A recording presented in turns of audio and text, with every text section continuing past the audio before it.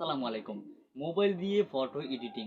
Mobile দিয়ে photo editing করতে আপনারা অনেকেই চাচ্ছেন, কিন্তু আপনারা অনেকেই মোবাইল দিয়ে ফটো এডিটিং কিভাবে করতে হয় সেই প্রসেস জানেন না।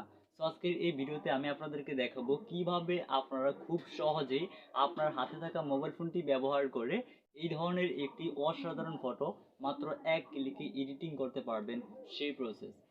যারা আজকের এই ভিডিওটি প্রথম থেকে শেষ পর্যন্ত মনোযোগ সহকারে দেখবেন তারাই শিখতে পারবেন কিভাবে ফটো এডিটিং করতে হয় সেই প্রসেস। চলুন আমরা আমাদের মোবাইল স্ক্রিনের মাধ্যমে দেখাই কিভাবে ফটো এডিটিং করতে হয় A to Z সম্পূর্ণ প্রসেসগুলো। PixelLab অ্যাপস দিয়ে ফটো এডিটিং করার জন্য আমরা সর্বপ্রথমে আমাদের ফোনে থাকা PixelLab অ্যাপটিকে ওপেন করব। অলরেডি আমি আমার ফোনে থাকা PixelLab অ্যাপটিকে ওপেন করে নিলাম। PixelLab অ্যাপটিকে ওপেন করার পরে আপনারা ঠিক এরকমই ইন্টারফেস দেখতে পাবেন। দেন জাস্ট আপনারা এখান থেকে ক্যান্সেল অপশনে ক্লিক করে দিবেন, তাহলে আপনারা ঠিক এরকমই ইন্টারফেস দেখতে পাবেন। দেন এখান থেকে আমরা দেখতে পাচ্ছি একটি টেক্সট রয়েছে এখানে, এই টেক্সটটিকে আমরা ডিলিট করে দিব। ডিলিট করার জন্য জাস্ট এখান থেকে টেক্সটটিকে সিলেক্ট করে নিব। দেন তারপর এখান থেকে এই ডিলিট অপশনটি দেখতে পাচ্ছি, এখানে একটা ক্লিক করব। দেন তারপর এখান থেকে এই ওকে অপশনে ক্লিক করব, তাহলে আমাদের যে টেক্সটটি রয়েছে এই টেক্সটটি কিন্তু ডিলিট হয়ে যাবে। অলরেডি দেখতে পাচ্ছি আমাদের টেক্সটটি কিন্তু অলরেডি ডিলিট হয়ে গিয়েছে। এখন আমরা ফাইনালি যে কাজটি করব, এখান থেকে এই অপশনটি দেখতে পাচ্ছি, এখানে একটা ক্লিক করব। দেন এখান থেকে এই যে অপশনটি দেখতে পাচ্ছি, এই যে ইমেজ অপশন, আমরা এই ইমেজ অপশনে ক্লিক করব। অলরেডি এখান থেকে আমরা এই ইমেজ অপশনে যদি ক্লিক করি, এখান থেকে পাশে দেখতে পাবো ফ্রম গ্যালারি নামে একটি অপশন রয়েছে, আমরা এই ফ্রম গ্যালারি অপশনে ক্লিক করলাম। অলরেডি আমরা যদি ফর্ম গ্যালারিতে ক্লিক করি তাহলে আমাদেরকে নিয়ে যাবে আমাদের ফোনের অথবা ফাইল ম্যানেজার অথবা আমাদের ফোনে যে গ্যালারি রয়েছে সেই কাঙ্ক্ষিত গ্যালারি অপশনে। এখান থেকে আমাদের ফটোগুলো ইম্পোর্ট হতে একটু সময় নেবে, আপনাদেরকে অবশ্যই একটু অপেক্ষা করতে হবে এখানে। আমাদের এই ফটোটা দেখতে পাচ্ছি অলরেডি চলে এসেছে। দেন জাস্ট আমরা এখান থেকে এই যে যদি এখানে শো না হয় সরাসরি, তাহলে আপনারা এখান থেকে উপরে দেখতে পাবেন একটি 3 ডট অপশন রয়েছে, আপনারা এই অপশনে ক্লিক করবেন। দেন এখান থেকে এই যে গ্যালারি অপশন দেখতে পাচ্ছেন এই গ্যালারিতে ক্লিক করবেন। অলরেডি আমি এখান থেকে এই গ্যালারি অপশনে ক্লিক করে দিলাম। ওকে, এখান থেকে এই গ্যালারি অপশনে ক্লিক করার পরে আমাদেরকে নিয়ে আসবে আমাদের ফোনের যে গ্যালারি রয়েছে সেই গ্যালারিতে। দেন এখান থেকে আমরা সর্বপ্রথমেই আমরা যে ব্যাকগ্রাউন্ডটিকে সিলেক্ট করব, অর্থাৎ আমরা যে ব্যাকগ্রাউন্ডটিকে ফটোটিকে এডিটিং করতে যাচ্ছি, যে ব্যাকগ্রাউন্ডটি আপনাদের পছন্দ হয় আপনারা গুগল থেকে ডাউনলোড করে নেবেন। আমি এই ব্যাকগ্রাউন্ডটিকে আমাদের ফটোতে অ্যাড করতে চাচ্ছি, সেই জন্য আমি এটাকে সিলেক্ট করে নিলাম। আপনার পছন্দ অনুযায়ী গুগল থেকে যে কোনো ধরনের ব্যাকগ্রাউন্ড আপনারা ডাউনলোড করে নিতে পারেন ফ্রিতে। অলরেডি ফটোটিকে ইম্পোর্ট করার পরে আপনারা ঠিক এরকমই ইন্টারফেস দেখতে পাবেন। দেন এখান থেকে আপনারা যে কাজটি করবেন, এখান থেকে এই যে অপশনটি দেখতে পাচ্ছেন এই অপশনে একটা ক্লিক করবেন। দেন এখান থেকে ইম্পোর্ট যে অপশনটি দেখতে পাচ্ছেন এই ইম্পোর্ট অপশনে একটা ক্লিক করবেন। অলরাইট, ইম্পোর্ট অপশনটির উপরে ক্লিক করার পরে আপনাদেরকে এখানে আবার একটু অপেক্ষা করতে হবে এখান থেকে আপনাদের যে ফটোগুলো রয়েছে ফটোগুলো আসার জন্য। ওকে, আমরা এখানে কিছুক্ষণ অপেক্ষা করি। কিছুক্ষণ অপেক্ষা করার পরে আমাদের সেই কাঙ্ক্ষিত ফটোগুলো আমরা এখানে দেখতে পাবো। ফাইনালি দেখতে পাচ্ছি আমাদের এগুলো চলে এসেছে। যেন আবার আমরা এখান থেকে যদি সরাসরি এখানে শো না হয় তাহলে আমরা এই 3 ডট অপশনে ক্লিক করব। এই 3 ডট অপশনে ক্লিক করার পর এখান থেকে গ্যালারিতে ক্লিক করব। অলরাইট, দেন এখান থেকে আমরা আমাদের কাঙ্ক্ষিত ফটোটিকে সিলেক্ট করে দিব। ওকে, আমরা এখান থেকে এমন একটি ফটো সিলেক্ট করব যে ফটোটির ব্যাকগ্রাউন্ড অলরেডি রিমুভ করা রয়েছে। আপনি যদি ফটোর ব্যাকগ্রাউন্ড রিমুভ করতে না পারেন তাহলে কিভাবে ফটোর ব্যাকগ্রাউন্ড রিমুভ করতে হবে A to Z ভিডিও নিয়ে আমাদের চ্যানেলে অলরেডি একটি ভিডিও রয়েছে।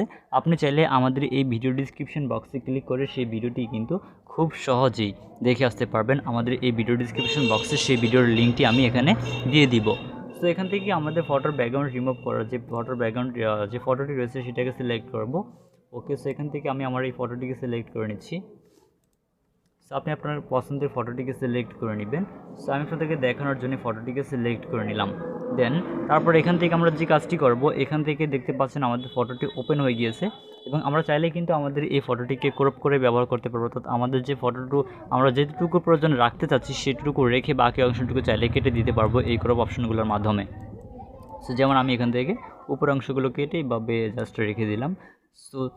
এটাকে সিলেক্ট করে নেওয়ার বা ক্রপ করার পর জাস্ট আমরা এই যে টিকমার্ক অপশনটি দেখতে পাচ্ছি এই টিকমার্কে ক্লিক করব, তাহলে আমাদের ফটোটি কিন্তু এখানে চলে আসবে। ফটোটি আসার পর এখান থেকে অপশনটির মাধ্যমে আমাদের ফটোটিকে আমরা এভাবে কাস্টমাইজেশন করে ব্যবহার করব। আপনারা দেখতে পাচ্ছেন আমাদের ফটোটি কিন্তু কাস্টমাইজেশন হচ্ছে। সো এখান থেকে আপনার ব্যাকগ্রাউন্ড অনুযায়ী আপনার ব্যাকগ্রাউন্ডের যে ইয়ে রয়েছে, সো ব্যাকগ্রাউন্ড অনুযায়ী আপনারা একটি ফটোকে সিলেক্ট করে নেন। আমি অন্য একটি ফটোকে সিলেক্ট করে নিচ্ছি। আমাদের এই ফটোটি ব্যাকগ্রাউন্ডের সাথে কিন্তু খুব সুন্দরভাবে ম্যাচ হচ্ছে না, সেজন্য আমরা অন্য একটি ফটোকে সিলেক্ট করে নিচ্ছি। ওকে, সো আপনি আপনার পছন্দ অনুযায়ী আপনার ফটোকে সিলেক্ট করে নিতে পারেন। সো আমি এখান থেকে আপনাদেরকে দেখানোর জন্য অনেকটি ফটোকে সিলেক্ট করে নিচ্ছি। যেমন আমার এই ফটোটিকে আমি সিলেক্ট করব। ওকে, সেই ফটোটিকে সিলেক্ট করে দেওয়ার পর আপনারা এখানে আমাদের সেই ফটোটি দেখতে পাবেন। সো আমরা দেখতে পাচ্ছেন সেই ফটোটি এখানে এখনও ইম্পোর্ট হয়নি। সো আমরা আবার রিসিলেক্ট করব। সো রিসিলেক্ট করে দেওয়ার পর এখান থেকে আবার আমরা গ্যালারিতে চলে যাব। ওকে, সো গ্যালারিতে যাওয়ার পর এখান থেকে আমরা আবার ফটো রুম অপশনে চলে যাব। দেন এখান থেকে আমাদের কাঙ্ক্ষিত সেই এটাকে সিলেক্ট করে দিলাম অলরাইট। দেন এখান থেকে এটাকে ক্রপ করে নিব অলরাইট। দেন থ্রি ক্লিক করলে আমাদের ফটোটি দেখতে পাচ্ছি এখানে ইম্পোর্ট হয়ে গিয়েছে। ওকে, সো এখান থেকে আপনার যে ব্যাকগ্রাউন্ড রয়েছে ব্যাকগ্রাউন্ড অনুযায়ী এটাকে এভাবে বসিয়ে নেবেন, তাহলে আপনার যে ব্যাকগ্রাউন্ড রয়েছে সেই ব্যাকগ্রাউন্ডটির সাথে এটা ম্যাচ হয়ে যাবে। সো দেখতে পাচ্ছেন আমাদের ফটোটি কিন্তু অলরেডি এডিটিং করা হয়ে গিয়েছে। এখন আমাদের আর কাজ নেই, এখন কাজ হচ্ছে শুধু ফটোটিকে সেভ করা। এছাড়া চাইলে কিন্তু আপনারা এখানে একটি নাম সেট করে দিতে পারেন। সো এখান থেকে নাম সেট করার জন্য জাস্ট এই অপশনে ক্লিক করবেন। দেন এখান থেকে টেক্সটে ক্লিক করবেন, তারপর এখান থেকে টেক্সটটি ওপেন হয়ে যাবে। সো দেন এখান থেকে আপনি আপনার পছন্দের টেক্সটটি এখানে লিখে দিতে পারবেন। সো আপনাদেরকে দেখানোর জন্য জাস্ট আমি আমাদের চ্যানেল নামটিকে এখানে ব্যবহার করব। আপনি আপনার পছন্দ অনুযায়ী আপনি আপনার পছন্দ মতো যে টেক্সটটিকে লিখতে চাচ্ছেন সেই টেক্সটটি এখানে লিখে দিবেন। ওকে, সো টেক্সটটিকে লেখার পর জাস্ট এখান থেকে আপনার টেক্সটের পজিশনটাকে যেখানে রাখতে চাচ্ছেন সেখানে সিলেক্ট করে নেবেন। এছাড়া চাইলে টেক্সটের কালারটাকে পরিবর্তন করার জন্য এখান থেকে একটু পাশে গেলে দেখতে পাবেন কালার অপশন রয়েছে। এই কালার অপশনে ক্লিক করার পর এখান থেকে আপনার পছন্দের কালারটিকে দিতে পারবেন আপনার যে টেক্সটটি রয়েছে টেক্সটটিতে। ওকে, সো আমরা এখান থেকে এটা কালারটিকে অ্যাড করছি। দেন এখান থেকে টিকমার্ক অপশনে ক্লিক করলে কালারটি অ্যাড হয়ে যাবে। দেন পাশে পেয়ে যাবেন আপনারা ফন্ট নামে আরও একটি অপশন। এখান থেকে ফন্ট চাইলে আপনি চেঞ্জ করতে পারবেন। এখানে অসংখ্য বিভিন্ন ধরনের ফন্ট দেওয়া রয়েছে। এছাড়া চাইলে আপনি আপনার পছন্দ মতো কাস্টম ফন্টও এখানে ব্যবহার করতে পারবেন।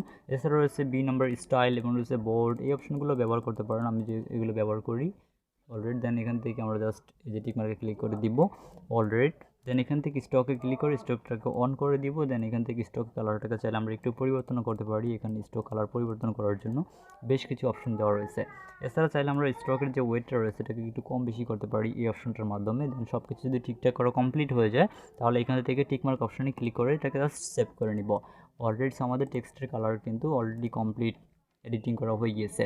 সো এখন ফাইনালি এটাকে সেভ বা এক্সপোর্ট করার জন্য এখান থেকে দেখতে পাবেন এই অপশন রয়েছে। এই অপশনে ক্লিক করে এখান থেকে এটাকে চাইলে আপনি প্রজেক্ট হিসেবে সেভ করতে পারবেন এবং এছাড়া চাইলে আপনি এটাকে ইমেজ হিসেবে সেভ করতে পারবেন।